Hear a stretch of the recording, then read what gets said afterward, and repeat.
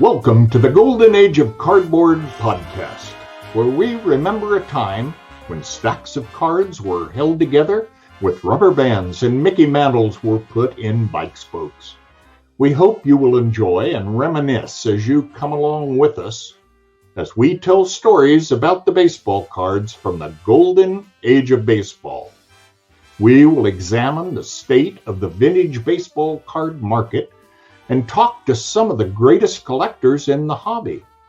You won't be hearing us talk about any chrome or shiny cards here. Now, to take you on this retrospective journey, here's your host, direct from the shallow end of the gene pool, my son, Mike Moynihan.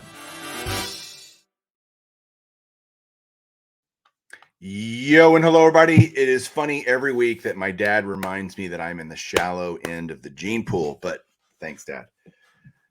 That means he must be in the deep end of the gene pool. My name's Mike Moynihan. This is Golden Age of Cardboard, hopefully your favorite vintage podcast that you listen to and or watch on YouTube. Yeah, today's episode is going to be fun. We're going to do something. I got a guest today, a guest y'all are familiar with, and a very good friend of mine, I'm proud to say. And we're going to talk about a different topic. We're going to talk about trading today and the art of trading. But before we get to that, I want to bring up a topic because I have gotten a question. Lots of you reach out and on Instagram, YouTube comments. I really appreciate it, by the way. It kind of fuels me and I get great ideas for shows. And one that has come up multiple times from people is, hey, Mike, you should do a Q&A episode. And so I am right now going to solicit for you guys to submit questions to me about vintage cards, about sets, about whatever you want, the hobby, you name it. And it's going to be kind of a no holds barred. Please ask any questions. There's no dumb questions, by the way. You don't know till you know. And I may not even know all the answers, but if I can get the questions and prepare an episode where I go through as many of them as I can, I think that would be very entertaining, at least for me to try to, and probably for you to try to hear me try to answer some of these questions that come in. But I will certainly take all questions. Please send them to me. You can send them to me either in a YouTube comment down below. If you don't want to put it in a comment down below or you're listening on podcast, just send it to me in a private message at Baseball Collector Mike on Instagram. And if you want to send me a question and you're not on Instagram, also just put a comment in the YouTube section. Hey, I want to send you a question, and I'll get you my email address and can send that to you as well, so that all questions can come in, and that'll be kind of fun. I'm excited to see what kind of questions people have out there, because the reality is I don't really know what you guys want to hear about or want to ask me about. So who knows? We'll see how this goes. But that'll be an episode that I try to do in the next few weeks. So if you have a question, you're listening to this, you're watching this, don't wait. Just send me the question and I'll collect them all. So on to today's episode, the art of trading. Before I bring my guest on, I'll tell you guys a little bit of background. My episode last week, when I was talking about projects and things that my kind of collecting history, I gave you guys a deep dive into my collection history and experience. Trading was never a huge part of it, quite frankly. And it's because of the way that I think. And I am a collector, hoarder, whatever word you want to use to describe it. And I typically don't have a lot of stuff that I don't want.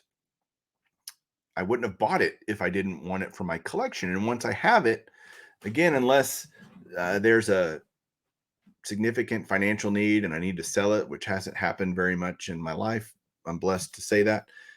Or, I don't open a lot of wax where I just have all these extra cards.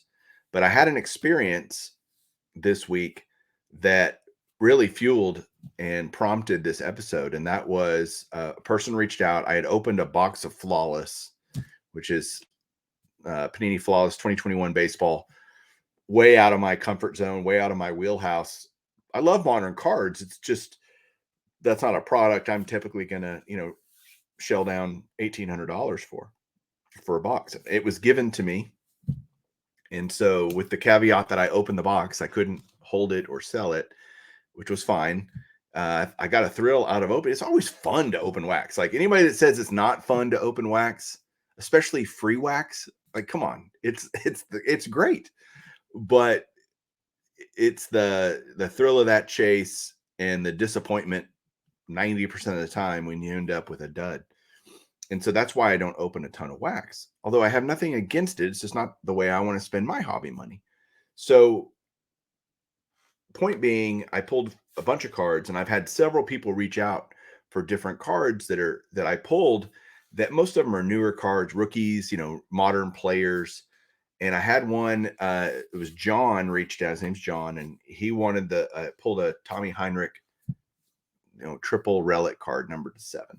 And I was like, well, great, stuck it in the dark hole and probably never to see the light of day again. Well, he reached out because we had tried to work out a deal for an Adrian Beltre autograph that he had that I really liked. And he goes, hey, I'll trade you for that, straight up, for that Beltre autograph for that Tommy Heinrich jersey, relic card.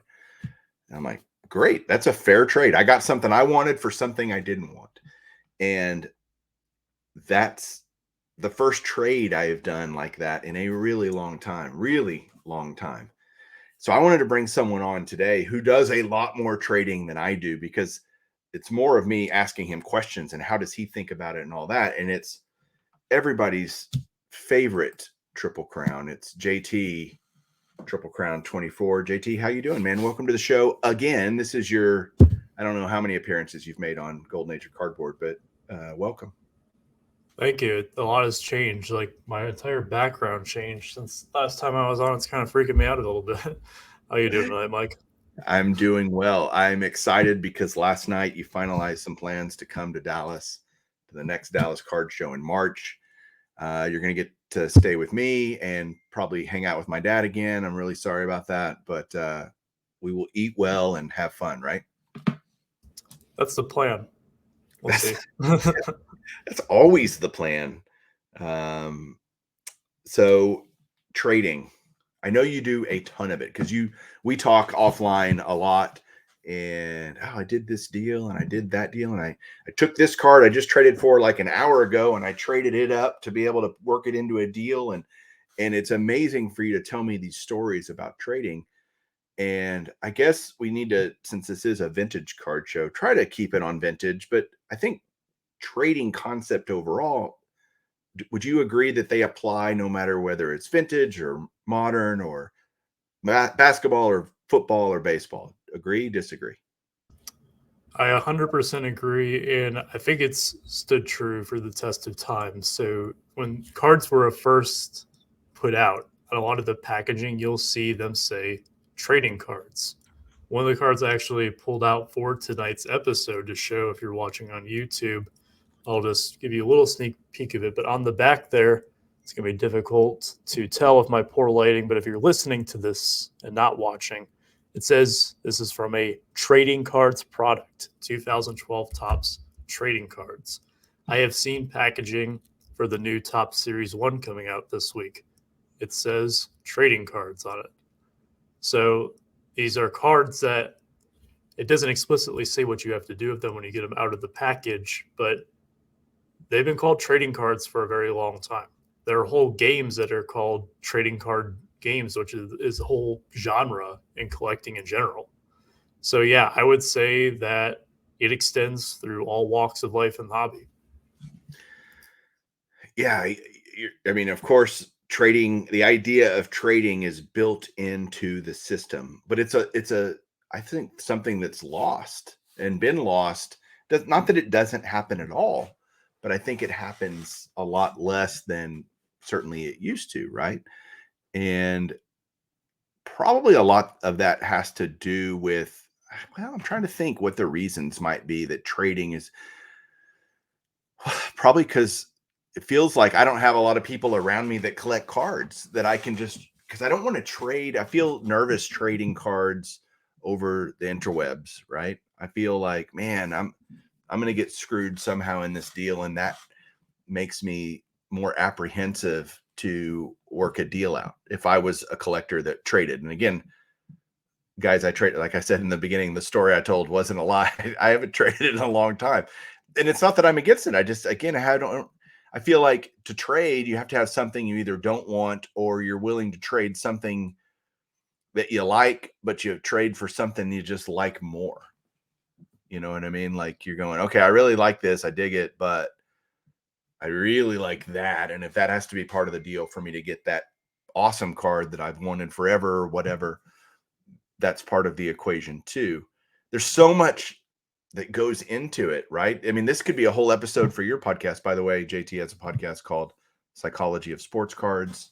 I've been a guest on his show, so go check that out. Make sure you're checking that out. But I think trading would be an interesting topic for the psychology of sports cards, right?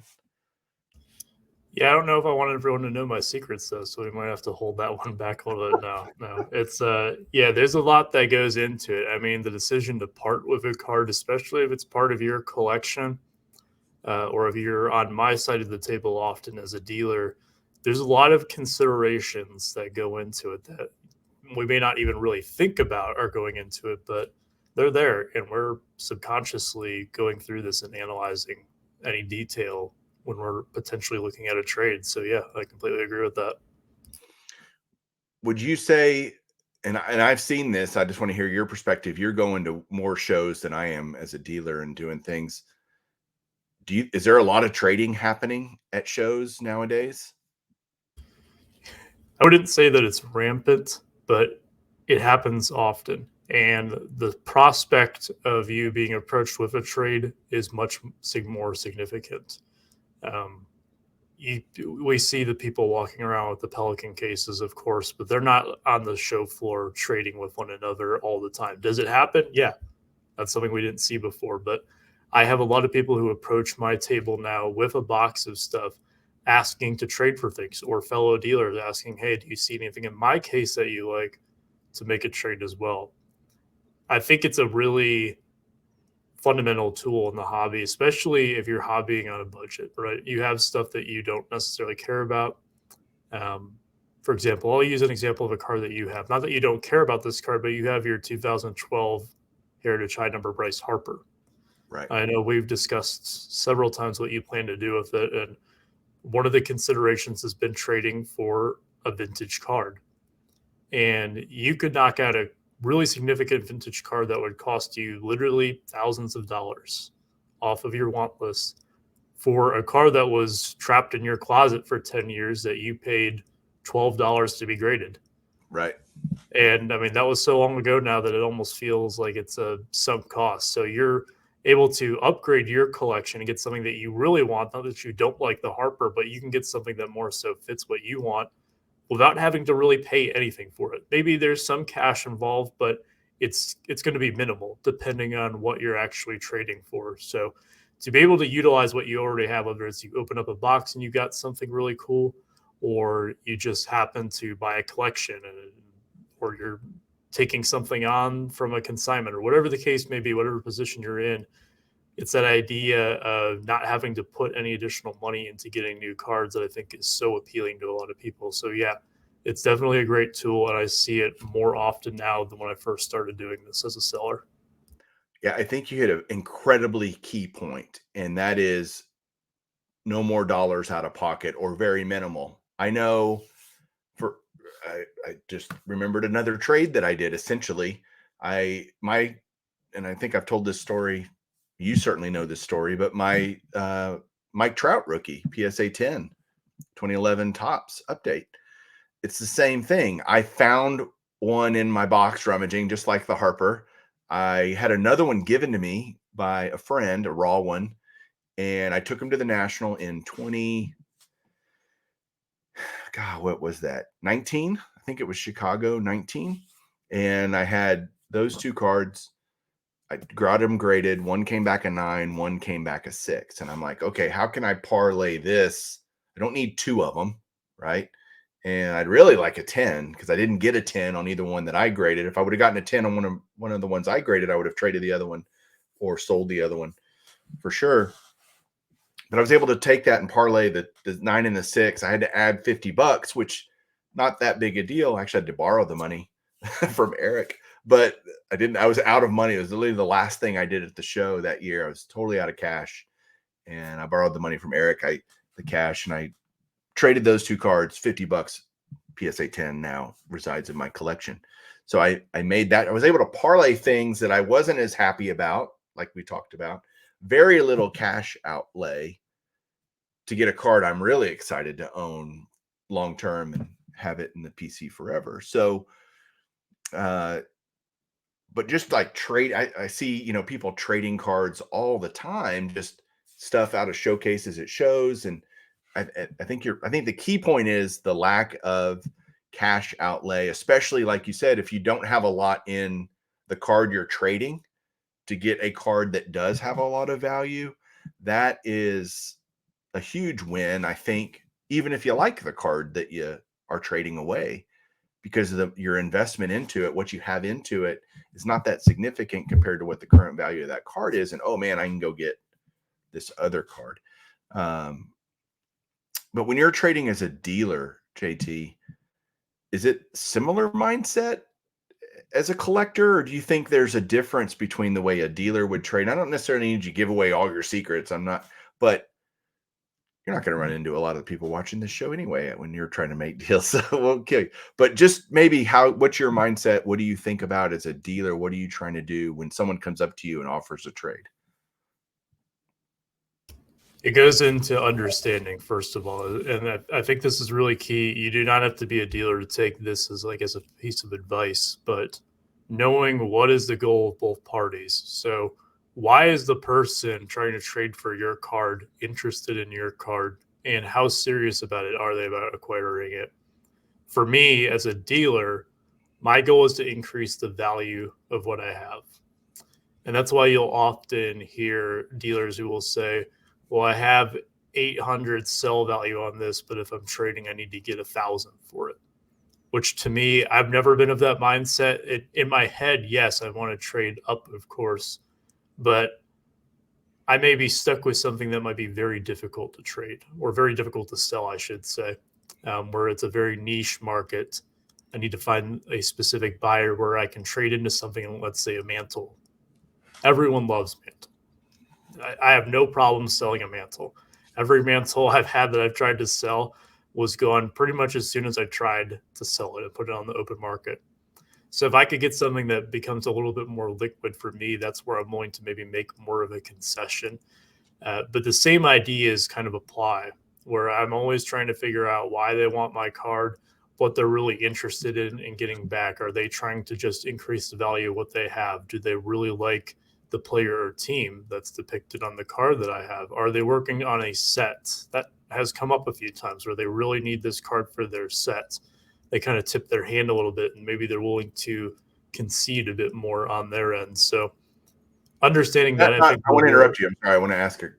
Sorry, as you're saying things, I'm thinking, oh my gosh, I got to ask him about this. Yes, please do. You're making a lot of great points, because I want to try to educate people as much out there. First of all, do you put this in the back burner of questions I want you to answer in a minute? But when someone says, "Hey, I'm doing this set," does that make you have more sympathy for them, or does it make you lick your chops? And I don't mean this meanly. Like you're running a business. It's not critical. It's okay. I think I can get more out of this guy, value wise, because he's out. Desperate's probably a mean word. Eager, right? More eager to try to work on a set. And then maybe explain, and I have to sneeze in a second. So, but go through the nomenclature in trading of trading up and trading down. And I've heard those terms a lot. I know what they mean, but I explain that for people out there, that if they're in a trade or trading up, are you willing to trade down? All these things. Explain what that nomenclature is. I'm going to just hold up my camera and mute myself, and you explain that. All right. During the sneeze break, I will explain. To answer Mike's first question, I would say that if I'm looking at someone who's maybe working on a set, or they really need something, that looks like it took the wind out of you there. It did. That was a rough sneeze. Thank God for mute. Yeah. So if we're looking at someone who is looking to complete a set, now I've been in this position before, on both sides. So for my collection myself, I've needed a card to complete a rainbow. This has happened twice. One time, the seller made a concession to me and they cut me a break. I guess they felt a bit of sympathy or empathy, or they wanted to see me complete something. The other time, the seller jacked up the price on me because was open and honest. And when I've told those stories before, I've had mixed reaction to it, like, "Oh, why would you say that?" Or, "Yeah, I would have said that too." How I look at it from there's a whole moral thing, as you said. I'm trying to run a business, but is it wrong of me to jack up the price on someone?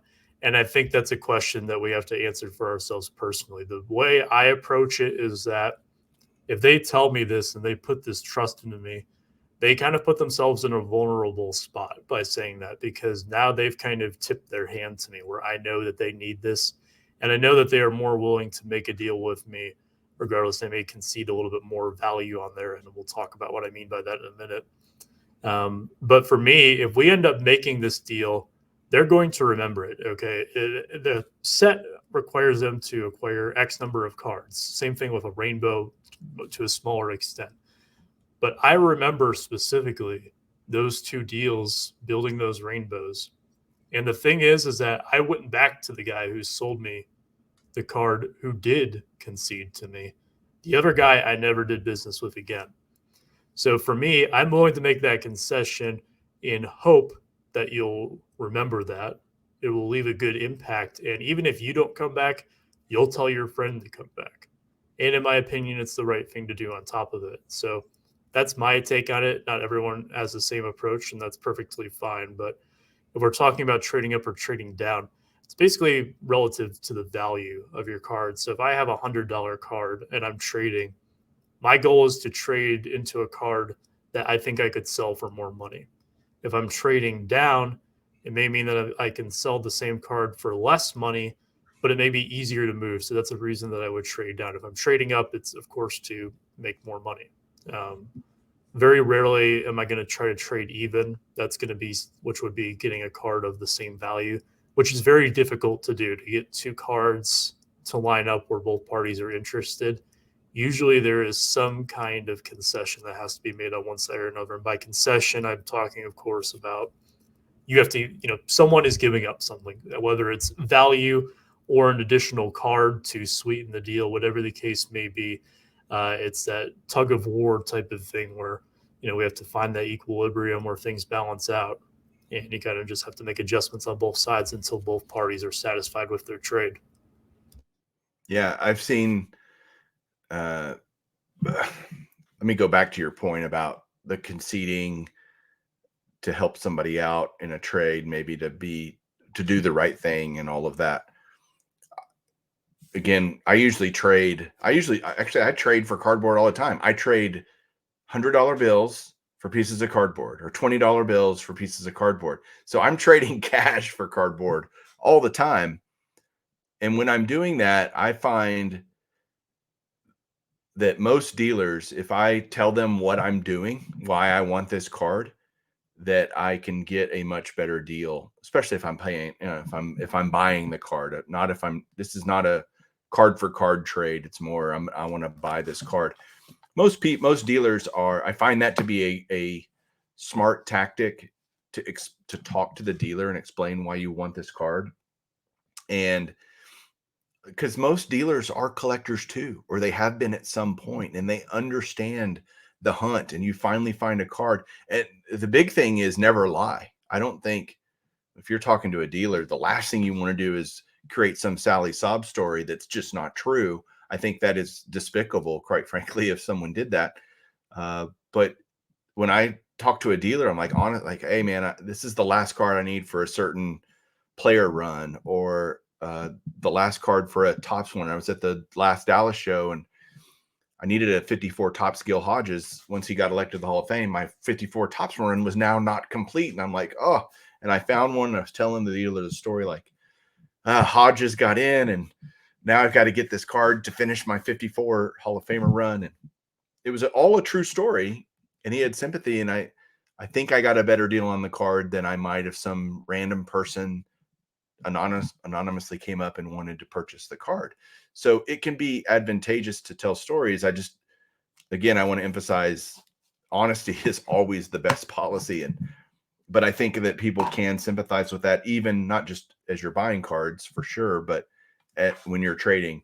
And so I think it's all about your angle and the way you present it, and all that certainly matters. And it would matter to you if you're willing to concede more or not, right? I've been searching for 10 years for this card or whatever, and they come up to you and you go, okay, let's end that drought for you, or whatever the case might be.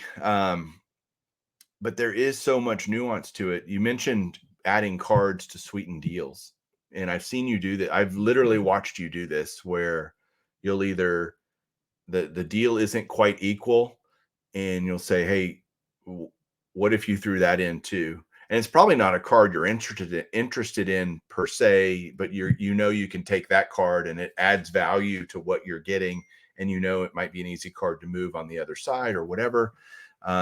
That can be an advantage to collectors too. If you're dealing with a dealer and you want a certain card and you think it's a fair deal, but they go, hey, throw this card in, you have to make a decision. Like, is that card worth whatever the throw in card is that the dealer's asking for? Is a deal breaker or not for you?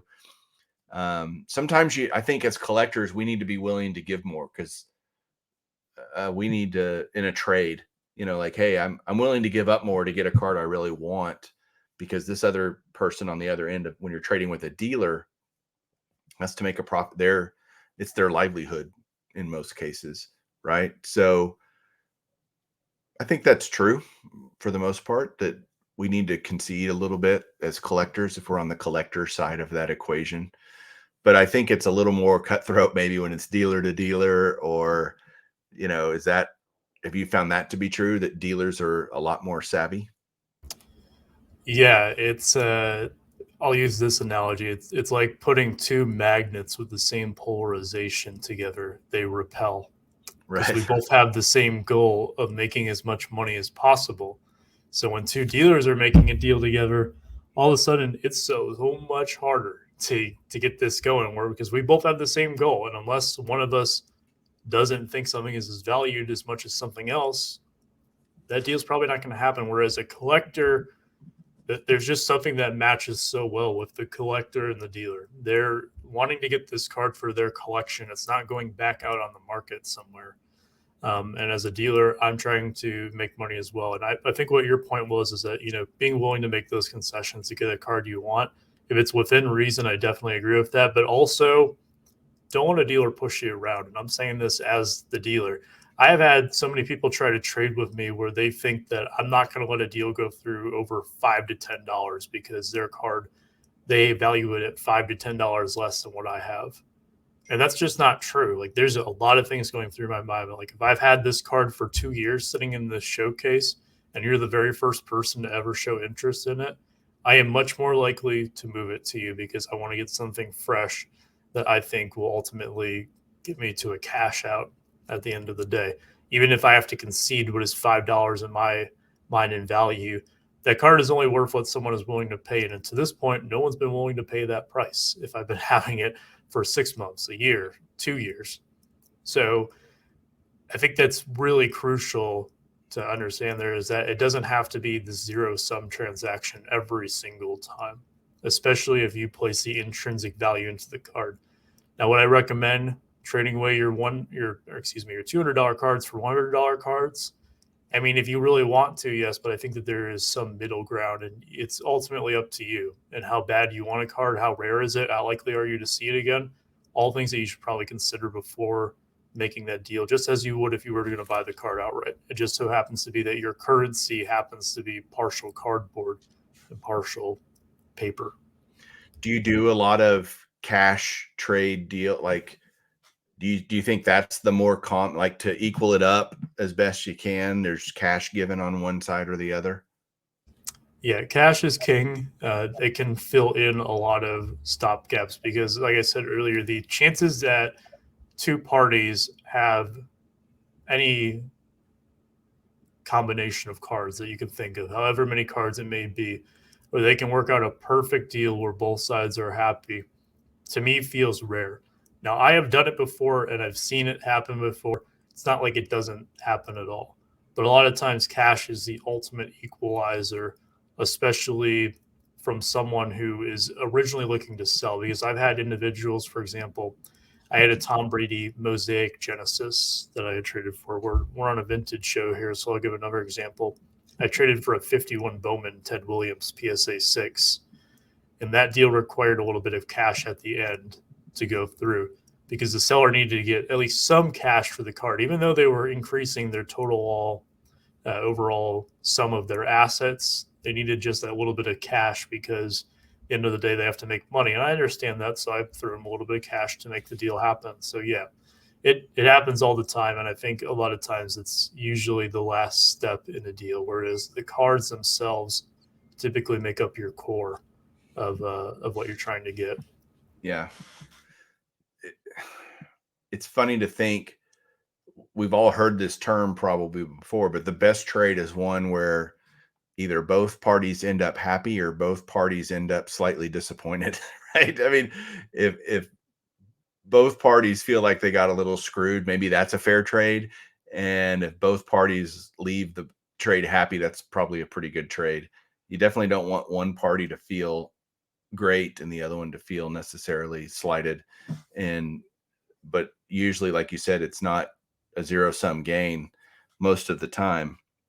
What are I have some tips and things on when if I'm telling people, hey, if you're thinking about trading, what to look for, what to think about. Is there something you want to throw out there and we can kind of go back and forth on some tips? I don't have anything that jumps out right away besides just general open-mindedness. I think and that's a good thing to have, regardless of what scenario you're going into. And trading can take place in many ways. Maybe you're online if you're someone who does online trades. Personally, I don't really do that too much. It's mostly buying and selling.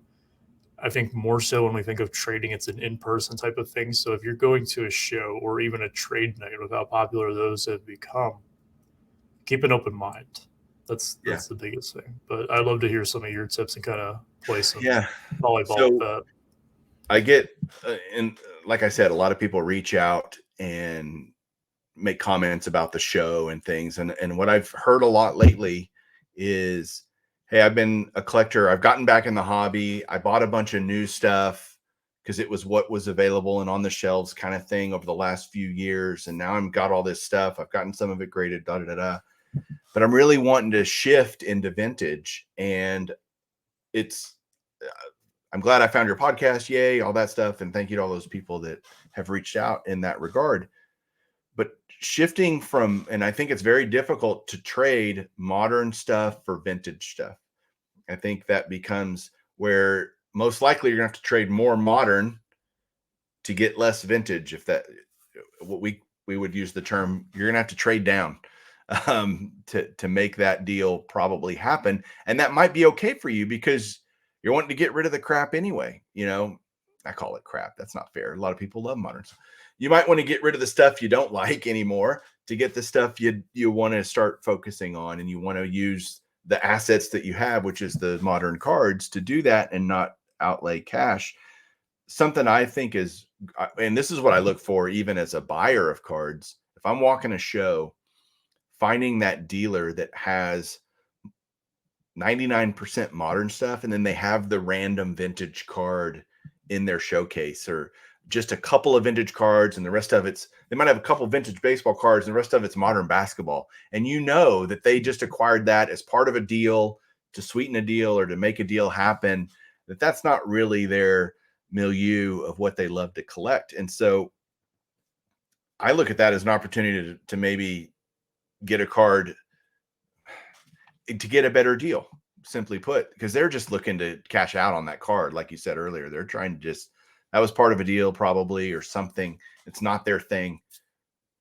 How can I take advantage of that? I think you can use modern, if they're a modern dealer, mainly modern dealer, and you have modern cards that you're trying to trade, I think that can work to your advantage if you spot a card in their showcase or on a trade night or something, and you see somebody with that random vintage baseball card that you want. you can use that to your advantage. You think that's a good tip? Absolutely. It's happened to me before because I'm that guy who has a couple of vintage cards in his case. And I've had times where half my case is vintage and then there's like just a couple of modern cards in there. So it goes the other way around too. So it's always interesting to see that. And those are the type of people that you can generally work with. I will say that most vintage dealers, the way they like it so much is because it doesn't really change all that much, which is weird to say with how volatile things have been over the last year and a half where things fluctuate a lot. But I think you're seeing now more so vintage is very steady. They know their stuff. The sets don't change. There's not a bunch of new parallels to learn, no new like first off the line or fast break or any of these configurations. It stays the same. It's very simple and straightforward. They know the condition very well. It's I wouldn't say it's easy, but you can become a vintage expert, I think, a lot easier in terms of being able to keep up than you can with modern because not much changes. Yeah, but I think it's difficult if you have a bunch of modern stuff to go to a vintage dealer that's all vintage. You're gonna have a hard time trading, right? And because they're like, no, I don't want any of that stuff. Again, you got to find somebody that wants what you have to trade to make a deal happen. And I think that's a lot more difficult in the vintage world, right? I mean, if you're just dealing with a guy that's a vintage guy, but you're bringing up a point that I want to get into, and it's a tip that I want you to talk about too. And that's, you need to really, if you're taking cards to trade, you better know what you have into the card, what it's worth currently on the market, more or less. What are the comps? Because when somebody says, hey, what do you value this at? Your answer can't be, hold on, let me look it up, right? That is typically a deal killer. It's an annoyance, and usually dealers are wanting to make deals pretty quick because they got people lined up at their table, so to speak. And so it is important to know your comps. And like, even if you eyeball a card on a showcase that you're like, ooh, I like that, I have some stuff, maybe he might do it, I'll at least ask. No, right, like, you take your time away from the dealer to look up what that other card might be. Maybe they have it a little high priced, or just make sure, okay, is that a fair deal, or is that a fair price that they have it marked at? Maybe ask them if it's not marked, hey, what do you have on that card? Do your research real quick, then go back to the dealer and say, hey, I saw you had that card. I think it's a little much, but maybe I have some stuff that you might be willing to trade for. And you can know your comps is what I'm trying to, that's the overall idea, is know values, learn, find them out quickly without wasting a dealer's time, because you're just going to annoy them and they're going to be less likely to do a deal with you because they're going to want to move on to the next thing. So I think that's an important part of the process, don't you? I 100% agree. You got to do your homework before you go into it. If it means that much to you, where you want to, you don't want to make a lot of concessions on something, or you don't want to get come out on the wrong end of a lopsided deal, yes, go into it. What I personally like to do, just so I'm not kind of just standing around there, and this can be as both a buyer and a seller. So I'll go back to my table if I'm set up at the show, or I'll just go off in the corner somewhere if I'm at a show strictly to buy. And that is, then I will go look up the card because I don't know the value of every card. I know the value of my cards and I know what I have into them. But something that I'm looking to prospectively trade for, I may not know exactly what it is, especially if it's something that's a bit more rare that you don't see every day. And if we go back to my point of open-mindedness, something that I wasn't expecting necessarily to walk into. A lot of my best trades, I never expected to go into and get those cards, but hey, they presented themselves to me, and that's what I ended up capitalizing on. So I think knowing that ahead of time is key, and then you can kind of go back and see how far off base they are. Another thing that you can consider too, and if you mentioned this too, is that it's very difficult maybe to trade your modern stuff into vintage. And some people may roll their eyes when I have this suggestion, but you may have to just put some money into a few vintage cards and then use those to trade. So you could say, oh, well, Triple Crown, you're just suggesting that I become a flipper. I'm I'm not saying that. I'm just saying use these other cards as a tool to trade into something that you really want. I've seen plenty of guys who are really great collectors out there who have done the same thing. They go buy a few cards that they really enjoy, that they believe in, and then they'll go and try to trade up to get something else. It's a lot more common than what you think. So that might be something, is that yes, you may have to put in a few extra dollars at first, but you never know when you could possibly find something for cheap and then trade up into something else. And vintage is much different in modern in the sense that the whole eye appeal and the differences in the grades means so much. For example, my 51 Bowman Ted Williams that I had traded for, I ended up getting what would be considered slightly above high VCP for it at the time because it was such a beautiful example of the card. But a lot of the dealers today, they will just go by average VCP or average eBay sales. They don't necessarily consider how nice is my card comparatively. Now we're looking at something more modern, like for example, a Trout rookie. The differences between the 9 that you had, Mike, and the 10 that you eventually got are probably very minute. There's not very many, the centering isn't going to be completely different. The registration is going to be completely different. Whereas my Ted Williams card in a 6 can manifest itself in many different ways. It could be grossly off-centered. It could have rounded corners. It could have a little ding onto the edge. It could have a wrinkle that makes it a 5 automatically, but the rest of the card is brilliant. You could have a pinhole where, hey, it's a 1, but the rest of the card is stunning. And if you can look past that, you can really find some beautiful examples that people may be undervaluing just because the assigned grade is only supposed to be worth this much, but you want to get the card itself. And if you have a keen eye, that's where you can really get some of those beautiful examples. So use that to your advantage. When people are valuing their stuff as average, if you think it's above average, that is going to help you tremendously. And I think you should be willing to concede more. I mean, I think as a buyer of cards, mostly, like I said, almost exclusively, if I see a great example of a card, I'm willing to pay up for that beautiful example of that assigned grade. It's almost like the assigned grade becomes a starting point, not the end all be all in terms of value. And I go so far as on VCP, you mentioned VCP, you can look at on VCP all the pictures of other recently sold versions of that, examples of that grade, for example. And you say it's a PSA 6 Ted Williams. Go look at the last 6s, and man, this one looks way better than that. And he's got it priced under that one, and it was an auction, and you can look at, was it auction, buy it now. There's so many different things that go into you valuing the card that you're trying to acquire, right? And maybe the value that you put on it if you're going to trade it. If they flip it and the dealer says, oh, the last one sold for $500, and you're like, yeah, but mine is, a better example. I think it's more in the $600 range. You have to be able to make a case for that and show examples of why you think that, or else the dealer's going to, and the dealer might still not budge, but you need to stand pat too. Don't just give in. Like you said, don't just let dealers push you around. There has to be some give and take on both sides of the transaction.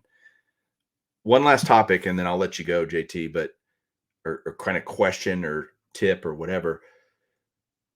Raw versus graded. How much harder is it to trade raw cards, especially in the vintage realm, because eye appeal is so important, because it's hard to find comps on raw, right? And so how do you do that, or do you do that at all? And what advice would you give? See, that's much more tricky than the discussion that we were just having, and that might be where you have more success in trading some of your modern stuff, I would say, for raw vintage, because a lot of the times, a lot of the raw vintage dealers that I find, they're a bit more. They usually have raw vintage for a reason. Maybe they just don't like rating, and they like dealing with raw cards. So if you have newer stuff that's in, PSA 10 holders, that might not be the people to go to. But if you have stuff that you just opened up out of boxes, for example, a lot of those dealers I find do have like modern value boxes, stuff that they could use. And if you keep in mind that they're going to have to put it at a price point where they think they can make money on it, but you can move your I forget who I've heard this term from before. I think it was Ty actually. Called it the noise in our collections. Like if you can move that noise away into a few cards that you really want, those might be some really good examples. The problem that you run into is that without that third-party grader, no matter how much you may trust your ability to accurately assign a label in terms of condition, so very good condition, excellent condition, near mint condition, a lot of times the dealers have a bias where they're going to view the card in as high of a condition as they could possibly get away with, whereas you as the buyer may want to view it in as low as a condition as you can possibly get away with. And where it truly lies on that spectrum, the truth is most often somewhere in between. Now, there's sometimes where you're right, there's sometimes where they're right. It's just something that happens. What I would say is if you're buying raw vintage, understand again what is your motive behind it. So for me, when I've tried to trade or buy raw vintage, the only time that I've done it, I've never done it really as a dealer. It would be for my Tigers Ultimate Team set. So I built the Tigers top set from 1951 to present day, which required getting, of course, a lot of vintage cards and tracking down some of the key ones. Some of like the semi-star rookies, so your Willie Hortons, your Denny McLeans. Some of the high numbers in there can be particularly difficult as well. That's where I was finding a lot of the issues with people just kind of saying, well, this is a really nice example of it. I didn't necessarily want a really nice example because they all went into my binder. Right. I wanted a card that I could feel like I could comfortably put in my binder and know that it would be safe in there. I didn't really need this one that has razor sharp corners that's raw. If someone wants to go buy that and grade it themselves or have it in their binder, whatever the case may be, that's fine. I just needed a nice looking, well-centered example of the card that wasn't written on. There was no paper loss. As long as it was in good condition, and by good, I mean like PSA 2 quality condition, I didn't care. That's all I really needed. So I knew that, and that was able to save me so much money. And I walked away from many examples where the cards were much nicer than what I really wanted. So understanding exactly what are you trying to get out of it? Are you just trying to build a vintage collection? And if you're just getting started too, it may not be a good idea to just jump headfirst into it because you may not like it. And if you're buying all these cards that are high grade or trading for all these high grade cards in this scenario, you may have regrets if you don't really end up liking them or wanting them at the end of the day. Would they be easier to move? I don't know. Maybe. It depends on who you're looking to move them to and how you're looking to move them. But trading into some low grade vintage cards, if you have a lot of new stuff that from just getting back into the hobby, might be your best way to really start sampling the vintage world and really kind of getting your feet wet. And through that, you can also learn a bit more about it so that when you're willing to put in more money or you're ready to make that next step and buy some of those bigger cards that maybe you wanted to target, you will be more prepared to do so. And I don't say this coming from a position of being all high and mighty and telling you, don't jump in head first. I always say this because I've made the same mistake before where I went through and started to dabble in vintage cards. And I would buy these high grade examples because I just looked at the numerical grade. I didn't think about why I wanted them. I was just told that I should look at vintage cards. And I did it without really thinking about it. And those are the types of decisions that usually lead to regret in the hobby. Not always. Sometimes you stumble upon a rabbit hole, but I see it often where they usually regret it. Yeah, that's great advice. Great discussion, JT. I really appreciated it. Again, I'd love to see the art of trading become an even bigger part of our hobby. And again, there's niches where it is a big part, and it's just not a niche that I live in most of the time. So I thought this would be a valuable discussion for people to kind of hear your thoughts about it. Me throw in a couple of mine, which take them for what they're worth, what you paid for it, right? But thanks for being a part of this, JT. I really appreciate it. Tell everybody kind of where they can, if they don't know who you are, where they're new to the podcast or new to the show, where they can find you, where they can watch you on YouTube, Instagram, Facebook, all that kind of good stuff. Yeah, I'm pretty much everywhere that you described. My YouTube channel, Triple Crown 24, you can find me there. I do live sales on Whatnot. I do some vintage sales on there too, so you can go check me out there. It's same name, Triple Crown 24. Otherwise, ITS, it's Triple Crown. So ITS Triple Crown on Instagram. You can find me on Twitter with the same handle as well. Do a lot of hobby discussion there. Reach out if you have any questions. Always willing to talk cards. It's something I enjoy doing. As you can tell, I sat down here with Mike for the third time for an hour talking about cards. So I tend to enjoy talking about it. But thanks, Mike, for having me on. I always have a good time. You're welcome. One other thing I want to bring up, if you're listening still after 50 plus minutes, I appreciate you. And you're definitely going to want to hear this next part. And JT is the person that when I submit cards for grading to PSA, I send them to him. He is incredibly trustworthy. He's been my friend for years now, and he does it all the right way. I know there's a lot of controversy in the hobby lately about group submitters. And the truth is, I use JT because he makes it incredibly easy.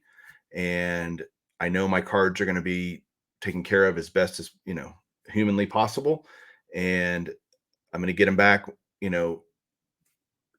from him in great shape, great packaging, all of those things. JT, you do it right. For those of you out there that are looking for a group submitter, if you just have a few cards and you want to try grading, that's why group submitters, I think, exist. And then you realize how easy it is. And that's why I still use group submitters. And I say groups, I only use one group submitter, and that's JT for my PSA stuff. JT also does SGC group submissions. So JT, why don't you tell everybody if they want to come investigate that, ask questions maybe, or whatever, where they can find your submission group. You're gonna make me tear up at the end of the show. Jeez, Mike. I do appreciate all the kind words. It is greatly appreciated. I'm glad that you are happy with the service you've been provided. That's really what I aim to do. I have a Facebook group. That's the best way to get in contact about the grading services. I do it with my good friend Mike of Myco. There's a bunch of Mikes out there, but he is Myco. You probably are familiar with him as well. He also does some SGC submissions as well, but do both PSA and SGC through Facebook. Triple Crown 24 Myco's grading submissions is where you can find it. Try to make it as transparent of a process as possible so you know exactly where your cards are at all times and know what is going on with them. My goal is to get them back to you as safely and quickly as possible, encapsulated and in better shape than when you sent them in terms of just having them secured, slabbed up, back in your collection to do whatever the case may be, though it could be selling, collecting, trading, and but You're my guy, man. And seriously, I'm telling all you guys, if you're weary of that, or I guess wary, and probably both weary and wary of that process, give JT a shot. You will not regret it. And on the PSA DNA side, the autograph side, JT and I both would recommend Slab City Sports Cards for group submissions to do those types of things. So there are people out there doing it right. Don't just let some pieces of bad news or even a bad personal experience sour you on the whole idea, because I'm telling you, it's an anomaly, not normal. And I've been doing this a really long time, and JT does it right. So check that out as well. All right. That's the end of this episode, guys. Remember to send in your questions either on Instagram at Baseball Collector Mike or here on the comments. I'll gather those up and we'll do that episode in a couple of weeks. Till next time, though, everybody out there, what do I like to say, JT? Keep collecting. That's right. Keep collecting. See you guys later. Take care.